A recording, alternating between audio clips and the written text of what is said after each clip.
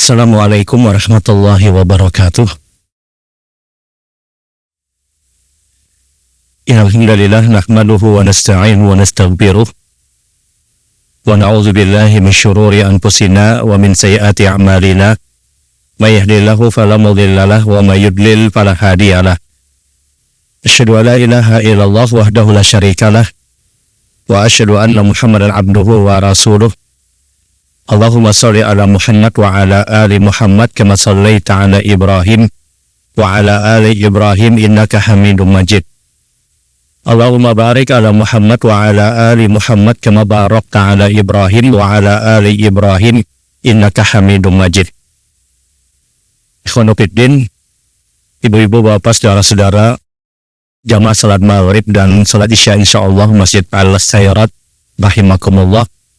Alhamdulillah, mari sama-sama kita senantiasa bersyukur kepada Allah Subhanahu wa Ta'ala atas segala limpahan nikmat, anugerah, karunia yang telah Allah titipkan kepada kita semua. Terkhusus kita masih terus diberikan taufik dan hidayah oleh Allah untuk menjalankan kebaikan-kebaikan yang diperintahkan. Sampai kita tahu para ulama itu menyebutkan tidak ada nikmat yang paling besar yang Allah berikan kepada kita melebihi daripada hidayah yang Allah berikan. Dengan taufik dan hidayah yang diberikan oleh Allah, diberikan petunjuk oleh Allah, kita dimudahkan untuk melakukan kebaikan. Kalaulah seandainya bukan karena hidayah yang Allah berikan, maka siapapun tidak akan mungkin untuk beriman kepada Allah Subhanahu wa Ta'ala. Seorang yang ditunjuki untuk melakukan kebaikan, sesungguhnya itu adalah kenikmatan yang Allah berikan. Kenapa dikatakan kenikmatan? Karena dengan ibadah dan kebaikan yang dia kerjakan, dia akan mendapatkan hasil dari apa yang dia lakukan pada kehidupan akhirat kelak. Seorang yang diberikan petunjuk oleh Allah untuk berjalan menuju rumah dari rumah-rumah Allah, maka hakikatnya orang tersebut telah diberikan kenikmatan, meskipun mohon maaf zahirnya sebagian kita mungkin cukup melelahkan. Orang yang diberikan petunjuk untuk melakukan kebaikan, maka ini hakikatnya dia diberikan nikmat. Kenapa? Karena hasil akhir dari kebaikan-kebaikan yang dikerjakan, dia akan dapat hasil pada kehidupan akhirat. Orang yang diberikan hidayah untuk apa? Untuk membaca Quran misalnya.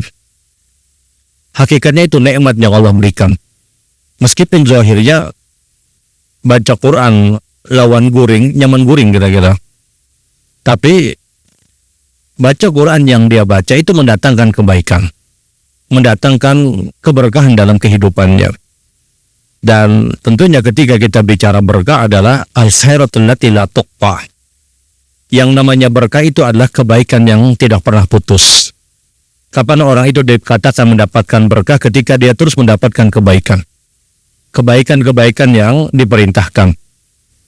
Kapan kesehatan kita dikatakan berkah? Pada saat dengan sehat kita melakukan kebaikan, beribadah kepada Allah.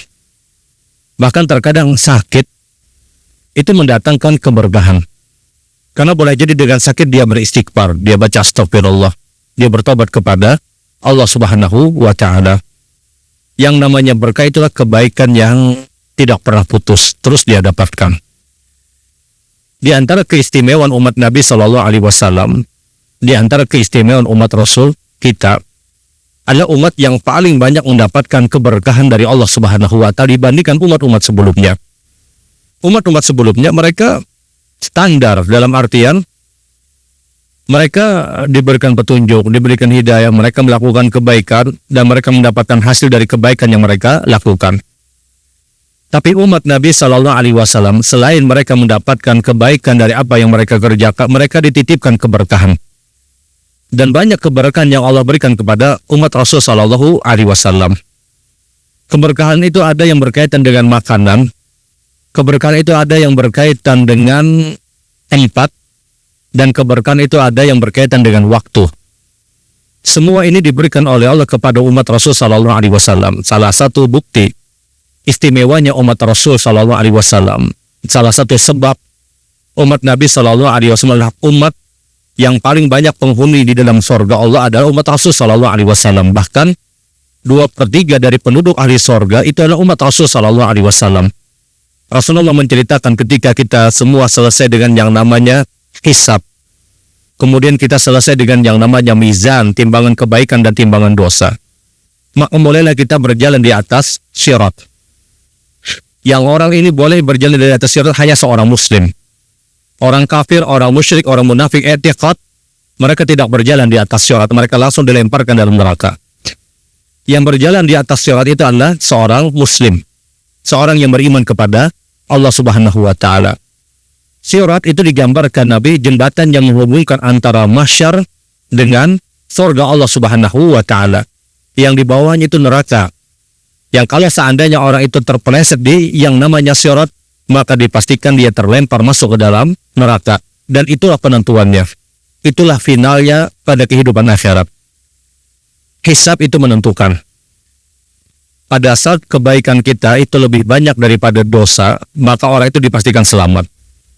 Tapi terkadang ada orang yang banyak melakukan perbuatan dosa, kebaikannya sedikit, ketika dihisab, maka kadang dia diselamatkan oleh Allah dengan rahmat Allah. Melalui proses mizan misalnya. Mizan itu timbangan. Timbangan yang sangat besar kata Rasulullah. Sampai kata Nabi, "Lau wuzina samawati wal ard, lau wusi'atul mizan." Kalaulah seandainya 7 lapis langit dan 7 lapis bumi itu diletakkan di timbangan itu, kata Rasulullah, maka sungguh timbangan tersebut akan mampu untuk menampungnya. 7 lapis langit dan 7 lapis bumi ini, kata Rasulullah, kalau ditimbang pada timbangan pada kehidupan akhirat, maka dia akan mampu menampungnya. Sebuah timbangan yang sangat besar. Kita kalau sudah proses hisab, kita akan masuk dengan namanya mizan. Selesai mizan, baru kita berjalan di atas sirat. Siapapun dari seorang muslim, hisabnya, perhitungan dosa dan pahalanya lebih banyak, kebaikannya lebih banyak, dia pasti selamat. Tapi siapapun dari seorang muslim, catatan dosanya lebih banyak daripada catatan pahala, catatan kebaikannya, dia bisa selamat dan juga bisa tidak selamat. Artinya apa? Hisab itu belum final. Karena setelah proses hisab, dia akan masuk pada proses mizan. Ditimbanglah kebaikan kita, dan ditimbanglah dosa kita. Nabi SAW itu pernah ceritakan, ada seorang yang diberikan rahmat Allah Subhanahu wa Ta'ala. Yang orang ini punya catatan dosa dan kesalahan 99 gulungan dosa. Yang kalaulah seandainya satu gulungan dosa itu dihamparkan, maka satu gulungan dosa itu, kata Nabi, saking banyaknya kesalahan yang dilakukan, itu sejauh mata memandang. Catatan dosa, catatan kriminalnya, dia punya 99 gulungan dosa. Yang satu gulungan dosa itu, kata Rasulullah, kalau dihamparkan, maka itu sejauh mata memandang. Dan dia punya kesalahan di 99 gulungan dosa. Orang ini hampir putus asa, kata Rasulullah. Karena dia sadar dia banyak punya dosa. Dihadirkanlah satu catatan kecil bertulis kalimat la ilaha illallah. Kalimat la ilaha illallah.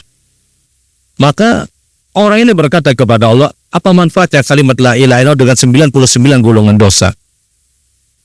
Tapi Allah kemudian timbang kalimat la ilaha illallah dengan 99 catatan dosa yang ada pada orang ini. Hasilnya dengan rahmat Allah, maka kalimat la ilaha illallah ketika itu lebih berat daripada 99 gulungan dosa. Dan ini dalil kata para ulama bahwasanya kalau seandainya dihisab dia tidak selamat, maka boleh jadi di proses mizan dia selamat. Timbangan kebaikan dan timbangan dosa. Kadang ada satu kebaikan yang kita lakukan itu beratnya luar biasa dibandingkan dosa yang kita kerjakan. Contoh misalnya, seorang yang melaksanakan sholat jenazah. Sholat jenazah itu di antara keutamanya apa? Keutamanya sebesar gunung Uhud. Satu kali dia laksanakan sholat jenazah, maka timbangan kebaikan yang dia dapatkan adalah sebesar dan seberat gunung Uhud. Boleh jadi dengan sekali sholat jenazah yang dia kerjakan itu beratnya mengalahkan dosa yang dia lakukan, walaupun catatan kebaikannya minim. Terlebih sholat jenazah yang dilakukan misalnya di Masjidil Haram ataupun di Masjid Nabawi yang dilipat gandakan 100.000 kali lipat atau 1.000 kali lipat. Boleh jadi timbangan yang dia dapatkan itu lebih berat daripada dosa, walaupun catatan-catatan kebaikannya itu lebih sedikit daripada catatan dosa. Catatan dosa lebih banyak, boleh jadi. Nah, kalau sudah selesai pada proses mizan, kalau ternyata orang ini timbangan kebaikannya lebih berat daripada timbangan dosa, orang ini pasti selamat. Tapi kalau seandainya timbangan dosanya lebih berat daripada timbangan pahala, timbangan kebaikannya, orang ini bisa selamat dan bisa tidak selamat. Tapi umumnya dia tidak selamat, umumnya. Sama seperti hisab, makanya ayat Al-Quran, hadis-hadis Rasul bicara, lalu kebaikannya lebih sedikit daripada dosa, dia tidak akan selamat. Ini umum. Begitupun juga ketika bicara timbangan, ketika timbangan dosa dan timbangan pahalanya, timbangan dosanya lebih berat daripada timbangan pahalanya, maka dia akan masuk ke dalam neraka. Ini umum. Ada beberapa orang yang masih diberikan rahmat oleh Allah Subhanahu wa Ta'ala. Artinya apa? Mizan pun belum final, kata para ulama. Yang final itu adalah sirat. Yang final itu adalah sirat. Karena itu jembatan yang menghubungkan antara mahsyar dengan surga Allah Subhanahu wa Ta'ala. Kayak setelah sirat sudah selesai. Setelah sirat, maka dia akan berkumpul di Qantarah. Nah, sirat ini adalah jembatan yang disebutkan oleh Nabi SAW, muzilatun mudillatun. Sirat itulah jembatan yang sangat menggelincirkan. Dia lebih tipis daripada rambut-rambut kalian dan lebih tajam daripada pedang-pedang kalian, kata Nabi. Maka disinilah penentuannya, kata para ulama. Setiap orang yang berjalan di atas sirat, kalau dia mampu berjalan, dia akan masuk ke dalam surga. Tapi kalau dia tidak mampu, maka dia terhentas masuk dalam neraka Allah Subhanahu wa Ta'ala. Rata-rata yang terhentas masuk dalam neraka Allah adalah orang-orang yang catatan kebaikannya sedikit. Rata-rata orang yang masuk dalam neraka Allah adalah timbangan dosanya lebih berat daripada timbangan pahala yang dia dapatkan. Tapi terkadang Allah pun masih memberikan rahmat dengan sebahagian orang atas kehendak yang Allah tetapkan tentunya. Nah, ini sirat. Orang-orang yang masuk ke dalam sorga itu, orang-orang yang masuk ke dalam sorga. Penghuni sorga itu, kata Rasulullah SAW, setelah mereka selamat dengan yang namanya sirat, maka mereka akan bersusun saf sebanyak 120 safan. Mereka akan menyusun saf untuk masuk ke dalam sorga dengan 120 barisan. Dari 120 barisan itulah, kata Nabi, samanina safan min ummati. Dari 120 barisan itulah, kata Rasulullah, 80 barisan itu umatku. 80 barisan itu kita. 120 barisan yang akan masuk ke dalam sorga dari zaman Adam sampai nanti manusia terakhir. Maka 80 safnya itu umat Rasul Sallallahu Alaihi Wasallam. Artinya hanya 40 saf di luar dari umat Rasul Sallallahu Alaihi Wasallam. Artinya 2/3 penduduk ahli sorga itu kita, umat Rasul Sallallahu Alaihi Wasallam. Kenapa kita paling banyak penghuni sorganya? Karena kita diberikan keberkahan yang begitu banyak oleh Allah Subhanahu wa Ta'ala yang tidak dimiliki oleh umat-umat sebelumnya. Banyak keistimewaan yang diberikan oleh Allah kepada kita. Yang sering kita dengar, lipat ganda pahala. Kebaikan kita dilipat gandakan 10-700 kali lipat. Niat baik kita dicatatkan 1 pahala. Niat tidak baik kemudian tidak jadi dia kerjakan karena Allah, dicatatkan 1 pahala. Dan itu tidak dimiliki oleh umat-umat sebelumnya. Kita datang ke majelis ilmu di malam hari ini, paling tidak 10 pahala, bahkan mungkin sampai 700 pahala. Kita baca Quran setiap huruf minimal 10 kebaikan. Kalimat Alhamdulillah, Subhanallah, La ilaha illallah, Allah Akbar. Paling tidak 10 kebaikan yang kita dapatkan. Dan itu tidak dimiliki oleh umat sebelumnya. Di antara keistimewaan umat Nabi Shallallahu Alaihi Wasallam, dan kita akan fokus dengan yang namanya keberkahan, adalah umat Rasul Shallallahu Alaihi Wasallam, umat yang diberikan keberkahan. Yang itu tidak dimiliki oleh umat-umat sebelumnya. Dan keberkahan pada umat Nabi Shallallahu Alaihi Wasallam, keberkahan pada umat Rasul Shallallahu Alaihi Wasallam itu ada 3. Pertama, keberkahan berkaitan dengan makanan dan minuman. Yang kedua, berkaitan dengan tempat. Yang ketiga, keberkahan berkaitan dengan waktu. Dari 3 model keberkahan ini, umumnya kita mendapatkan berkah pada waktu. Keberkahan pada makanan itu contohnya misalnya, di antara keberkahan yang ditetapkan di dalam umat Nabi Shallallahu Alaihi Wasallam adalah orang yang biasa memakan kurma ajwa. kurma ajwa itu disabdakan Rasulullah SAW bahwa ini kurma terbaik, kurma untuk menangkal sihir, kurma yang ketika orang itu rutin untuk memakannya, maka dia akan mudah untuk melakukan kebaikan-kebaikan berikutnya. Kata Rasulullah SAW, kalau kalian mendapatkan kurma, maka carilah kurma ajwa yang disebutkan oleh Nabi SAW, ajwa yang dikenal dengan istilah ajwa aliyah, ajwa pada dataran tinggi. Maksudnya apa? Ajwa yang ada di kota Madinah. Ajwa yang ada di kota Madinah.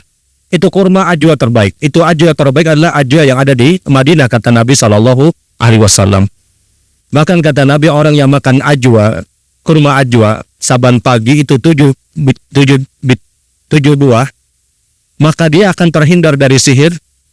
Di riwayat yang lain terhindar dari sihir dan penyakit apapun yang didapatkan. Dia rutin makan kurma ajwa. Dan ini keberkahan. Kemudian juga keberkahan yang lain yang Allah titipkan kepada kita adalah tin dan zaitun, sebagaimana yang dibacakan imam kita tadi. Tin dan zaitun ini adalah dua buah yang difirmankan oleh Allah Subhanahu wa Ta'ala yang dia mendatangkan keberkahan.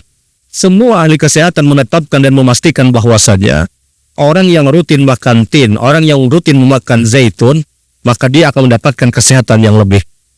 Sampai Allah firmankan watin wa zaitun wa turi sinin.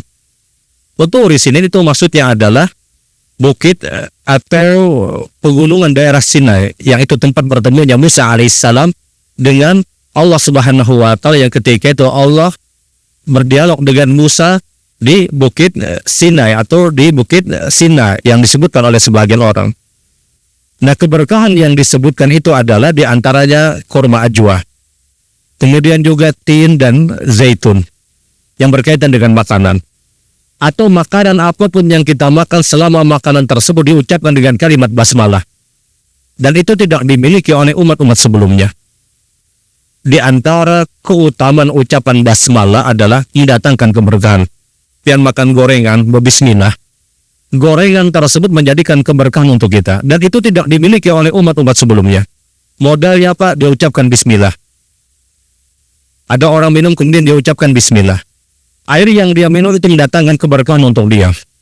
Kalimat basmalah yang ditetapkan oleh Rasul Sallallahu Alaihi Wasallam untuk umat Nabi itu mendatangkan keberkahan. Orang yang makan bersama itu mendatangkan keberkahan dibandingkan orang yang makan sendiri-sendiri. Satu hari ketika Nabi Sallallahu Alaihi Wasallam didatangi oleh salah satu sahabat beliau, kemudian sahabat itu berkata kepada Rasulullah, ya Rasulullah, kunna qaumun na'kul wala nashba. Ya Rasulullah, kami ini biasa banyak makan ya Rasulullah. Saya ini banyak makan ya Rasulullah, tapi kadang kenyang-kenyang ya Rasul. Tidak kenyang-kenyang ya Rasulullah. Ditanya oleh sahabat yang lain ketika terjadi pembicaraan antara Rasul dengan orang ini, apakah engkau tidak ucapkan bismillah? Dia katakan, saya ucapkan bismillah. Namun kadang kenyang-kenyang ya Rasulullah. Maka kata Rasul Sallallahu Alaihi Wasallam, apakah engkau makan tufarriquna ma bainahum? Apakah engkau makan ketika engkau makan dengan keluarga engkau itu, kata Rasulullah, engkau sendiri-sendiri. Misalnya sekung habis maghrib, sekung habis isya misalnya, sekung jam 12 malam misalnya, sekung jam 1 misalnya, menghukmi misalnya. Apakah engkau makan di dalam keluarga engkau sendiri-sendiri, kata Rasul Sallallahu Alaihi Wasallam. Dia katakan, na'am ya Rasulullah, benar ya Rasulullah. Disinilah Allah cabut keberkahan, kata Nabi. Maka mulai besok makanlah engkau bersama dengan keluarga engkau, kata Rasul Sallallahu Alaihi Wasallam. Beberapa hari kemudian datanglah orang ini kepada Nabi Sallallahu Alaihi Wasallam. Kemudian dia berkata kepada Rasul, ya Rasulullah, nakul wa nashba. Sekarang kami makan dan kenyang benar sudah ya Rasulullah. Artinya kata para ulama, melihat hadis ini, di antara bentuk keberkahan yang Allah titipkan kepada kita pada saat kita makan, maka makanlah bersama. Makanlah bersama. Makan bersama dalam artian dia waktunya bersamaan. Ada harus pian sepiring berdua, ada harus. Itu bahari sebelum kawin.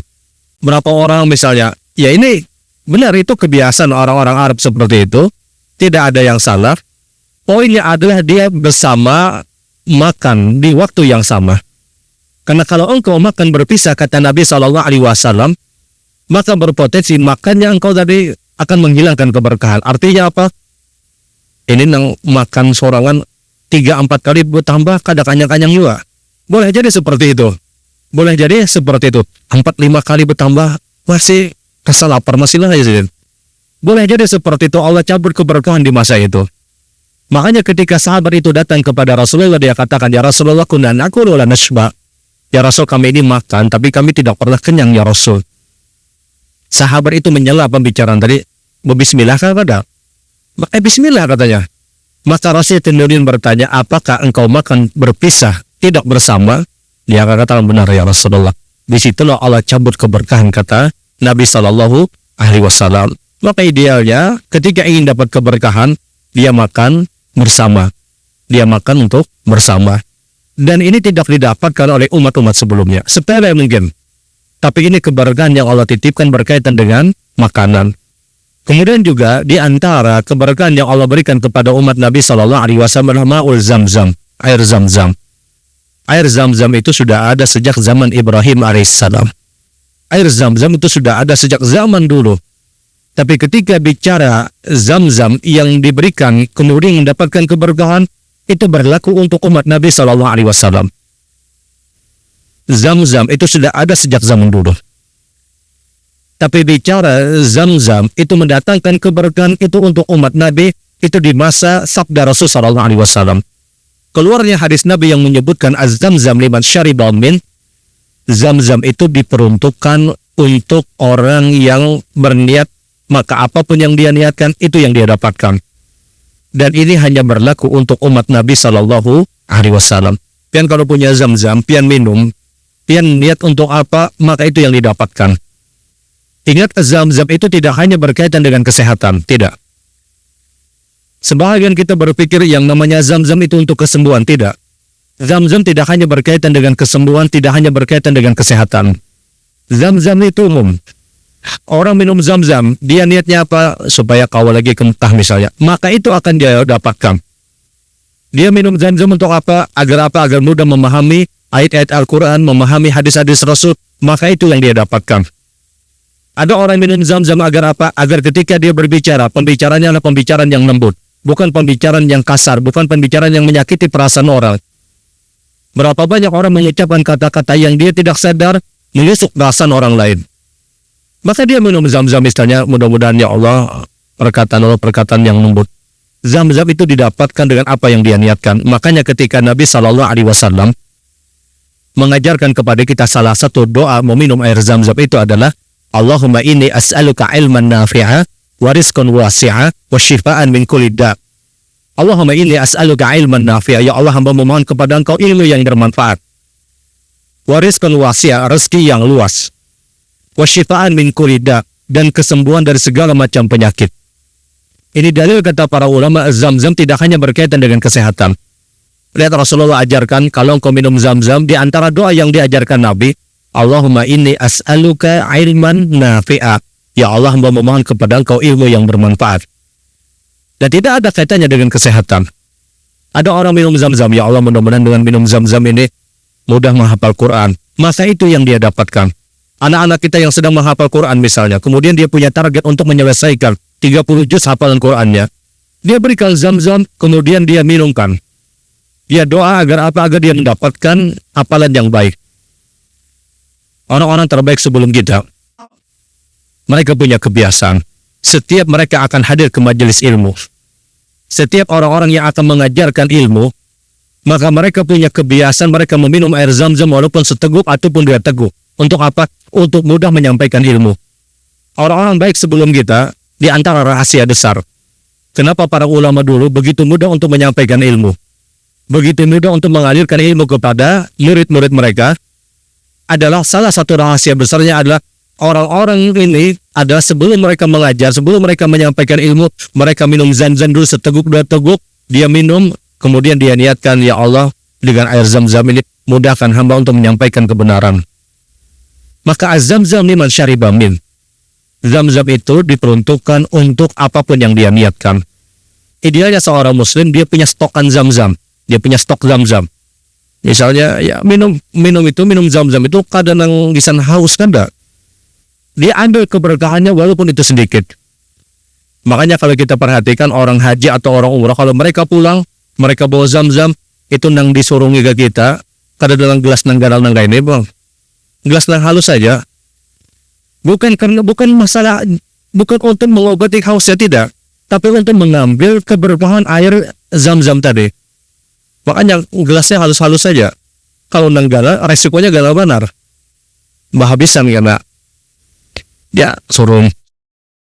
Karena yang diperuntukkan adalah agar dia mendapatkan keberkahan. Dia minum seteguk, dua teguk, dia minum sedikit aja misalnya, dia dapatkan. Tetesan-tetesan air Zam-Zam itu mendatangkan keberkahan.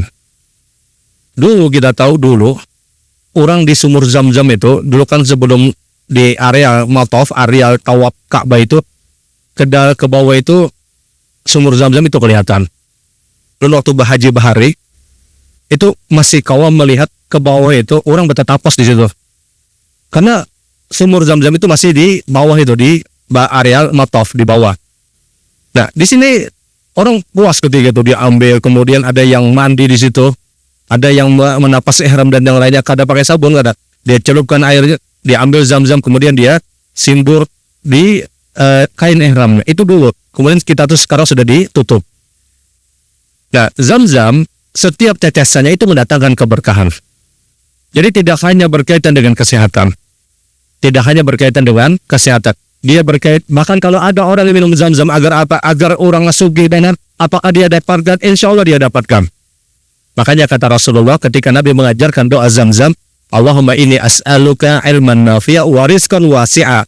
Ya Allah, hamba memohon kepada Engkau ilmu yang bermanfaat dan rezeki yang luas. Seorang yang mungkin terhimpit dengan ekonomi yang luar biasa, maka dia bisa air Zam-Zam kemudian dia minum. Untuk apa? Agar dia dilapangkan rezekinya. Dan ini keberkahan yang jelas ditetapkan oleh Rasul Sallallahu Alaihi Wasallam. Dan itu tidak didapatkan oleh umat-umat sebelumnya. Kemudian berkaitan dengan keberkahan tempat, kita tahu jelas tentunya Mekah Madinah ini dua tempat terbaik dalam artian Masjidil Haram dan Masjid Nabawi. Dan ini tidak didapatkan oleh umat-umat sebelumnya. Siapapun yang diundang oleh Allah atau pernah diundang oleh Allah untuk melaksanakan ibadah umrah ataupun ibadah haji, maka ketika itu orang yang sangat beruntung. Kenapa? Dia mendapatkan lipat ganda pahala yang sangat besar, yang itu tidak didapatkan kecuali hanya orang-orang yang datang ke tempat tadi.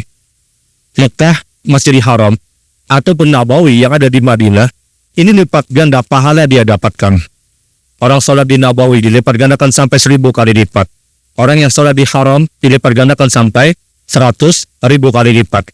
Yang kalau kita bicara durasi waktunya, sekali sholat di dalam Masjidil Haram atau sekali sholat di Tanah Haram tadi, menurut sebahagian pendapat, ada yang menyebutkan Tanah Haram, ada yang menyebutkan harus di Masjidil Haram, ini silap. Sama dia sholat di tempat yang lain dengan perbandingan 277 tahun. Kita tahajud di Masjidil Haram, sama kita tahajud di tempat yang lain 277 tahun.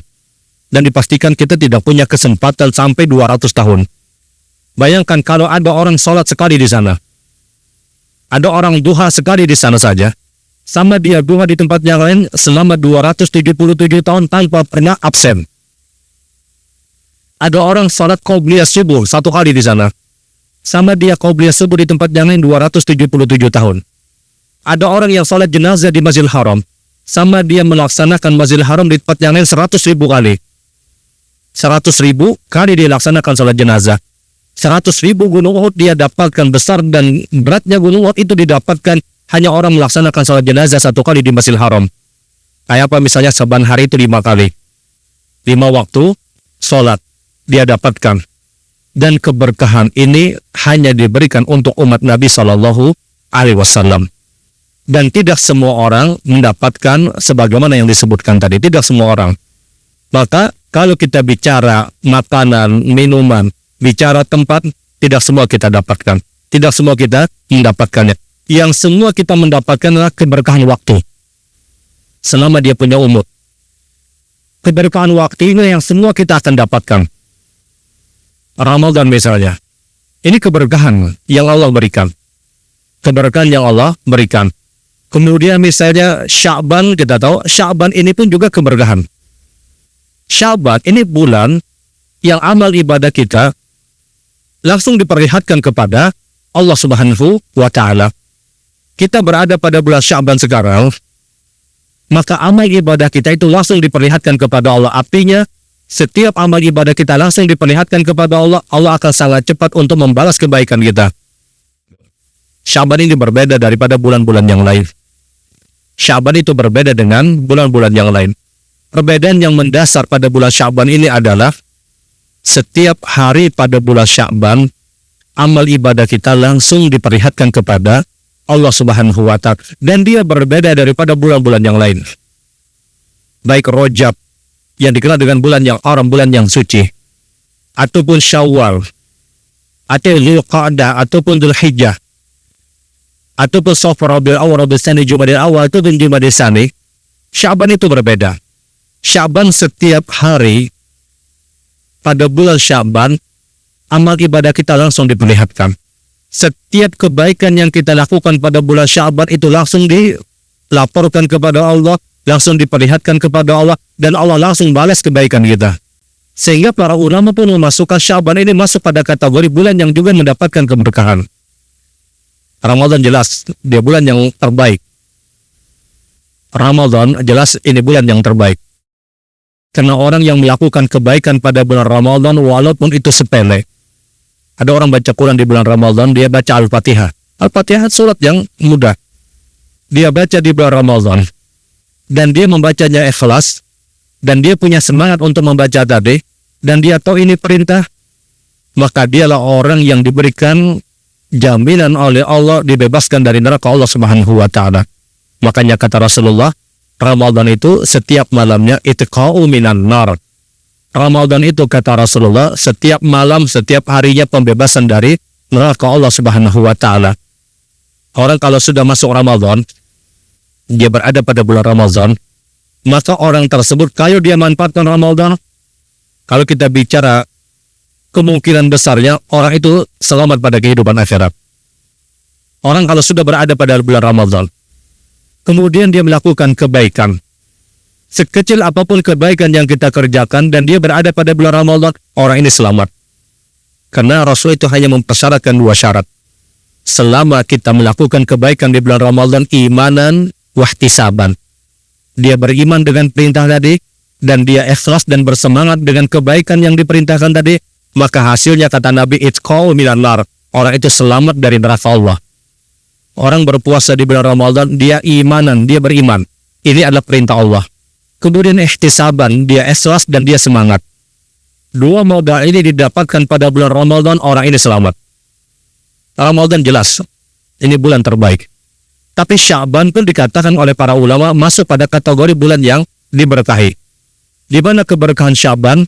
Keberkahan Syaban adalah ada pada hari-hari yang setiap hari pada bulan Syaban, amal ibadah kita itu langsung diperlihatkan kepada Allah Subhanahu wa Ta'ala. Sehingga di antara perintah pada bulan Syaban, pertama jelas perbanyak puasa sunnah. Yang kedua, yang harus kita perhatikan ketika kita sudah berada pada bulan Syaban, masing-masing kita harus pasang niat untuk melakukan kebaikan pada bulan Ramadan. Niat berpuasa, insya Allah berpuasa sebulanan. Niat insya Allah qiyamut tarawih sebulanan. Niat insya Allah khatam Al-Quran misalnya di bulan Ramadan, dia niat. Kenapa dia perlu berniat untuk melakukan kebaikan? Karena dengan niatnya dia sudah dapat pahala yang sempurna. Dengan niatnya tadi, dia sudah dicatatkan kebaikan. Yang kalaulah seandainya mohon maaf, diwafatkan sebelum masuk Ramadan, paling tidak dia sudah dapat pahala puasa selama 1 bulan. Dia dapat pahala qiyamut tarawih selama 1 bulan. Dia dapat pahala menyelesaikan Al-Quran di bulan Ramadan. Kenapa? Dia sudah berniat. Kita tidak tahu kapan kita diwafatkan oleh Allah Subhanahu wa Ta'ala. Berapa banyak orang yang sebelum masuk Ramadan dia diwafatkan. Berapa banyak orang yang asalnya sehat-sehat aja, paginya dia sehat, tahu-tahu sore sudah diwafatkan oleh Allah Subhanahu wa Ta'ala. Makanya kata para ulama, jangan pernah kau tertipu dengan kesehatan yang kau dapatkan.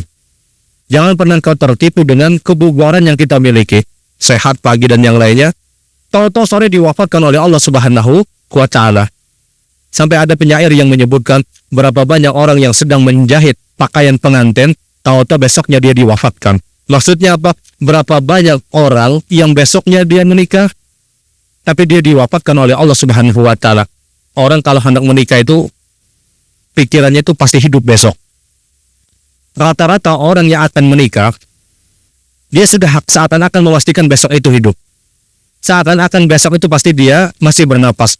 Kenapa? Dia punya kegembiraan yang luar biasa. Dia punya hayalan-hayalan yang sangat kuat. Jangankan acara orang yang berkawinan, acara liburan aja. Tanggal 20 aku hendak liburan Jasiden. Tanggal 20 dia ingin liburan keluar kota misalnya. Tanggal 20 dia berpikir ingin liburan ke kota yang lain misalnya. Dia seakan-akan bisa memastikan tanggal 20 itu masih hidup. Kenapa? Karena dia punya kegembiraan. Makanya kata para ulama, berapa banyak calon pengantin yang dia besoknya menikah kemudian diwafatkan oleh Allah. Kenapa yang dimisalkan itu pengantin? Karena tidak ada orang yang punya kegembiraan lebih daripada seorang pengantin. Orang hendak kawin tuh bawaannya tertawa terus. Karena ada kegembiraan yang luar biasa. Ada kegembiraan yang luar biasa. Sehingga kita jangan pernah tertipu kata para ulama dengan apa? Dengan kesehatan yang hari ini kita dapatkan. Dengan kebugaran yang hari ini kita dapatkan. Banyak atlet-atlet yang tahu-tahu paginya dia olahraga, besoknya meninggal. Kadang-kadang ujung-ujungnya apa? Jauh orang jantung. Semuanya orang yang mati mendadak dipadahkan jantung. Ya, bujur jantungnya berhenti, bujur. Pagi tadi masih sehat kemudian sore meninggal. Kenapa mati? Jantung ya. Padahal nang bepadannya nggak tahu juga. Semua orang yang meninggal mendadak dipadahkan jantungnya seberadaan. Sama zaman corona semalam. Semua nang mati itu sebabnya COVID terus. Kada ada lagi nang penyakit jantungan, kada ada lagi nang penyakit diabetes dan yang lainnya. Semuanya COVID. Kemana nang diabetes itu kemana? Yang jantungan kemana? Kada tahu lagi. Nah, ikhwan fillah rahimakumullah. Yang ulil maksud adalah ketika kita berada pada bulan Sya'ban, pasang niat. Untuk apa? Untuk melakukan kebaikan-kebaikan pada bulan Ramadan. Kita tidak tahu kapan kita diwafatkan. Kita tidak tahu. Tidak ada yang berani memberikan jaminan 1 detik berikutnya kita masih bisa hidup. Bahkan profesor kesehatan yang paling profesor pun tidak akan pernah bisa memberikan jaminan pada dirinya 1 detik berikutnya dia masih hidup. Sehingga kita perlu pasang niat di bulan Sya'ban. Insya Allah Ramadan berpuasa sebulanan. Insya Allah di bulan Ramadan mengkhatamkan Quran. Insya Allah di bulan Ramadan qiyamut tarawih. Insya Allah di bulan Ramadan misalnya etikaf. Dia pasang niat. Kenapa dia perlu pasang niat? Salah satu keberkahan yang ada pada umat Nabi Shallallahu Alaihi Wasallam adalah kita punya niat, maka kita sudah mendapatkan pahala. Dan itu tidak dimiliki oleh umat-umat sebelumnya. Pian niat misalnya ingin melakukan kebaikan. Walaupun belum kita kerjakan, kita sudah dicatatkan satu pahala. Satu pahala yang sempurna. Kemudian yang selanjutnya yang juga perlu untuk kembali sama-sama kita ingatkan di bulan Sya'ban, siapapun yang punya hutang Ramadan, tuntaskan dan selesaikan sebelum masuk Ramadan. Jangan sampai ketika kita masuk pada bulan Ramadan kita punya hutang yang belum kita tuntaskan, maksudnya hutang puasa, terbawa pada Ramadan berikutnya, maka kita berdosa. Orang itu berdosa. Karena ada pelemahan pada syariat Allah Subhanahu wa Ta'ala. Ringkas ya, seorang yang tidak berpuasa disebabkan sakit, disebabkan dia musafir, perempuan yang haid, perempuan yang nifas, maka orang-orang ini wajib untuk mengganti puasa dengan cara berpuasa lagi, yang dikenal dengan istilah qadha. Sementara orang-orang yang tidak berpuasa disebabkan karena dia tidak mampu, seperti orang yang tua, atau perempuan hamil, atau perempuan yang menyusui, atau orang yang sakit kemudian divonis permanen sakitnya, maka cukup untuk membayar fidyah. Subhanallah wa bihamdik asyhadu an la ilaha illa anta astaghfiruka wa atubu ilaik. Assalamualaikum warahmatullahi wabarakatuh.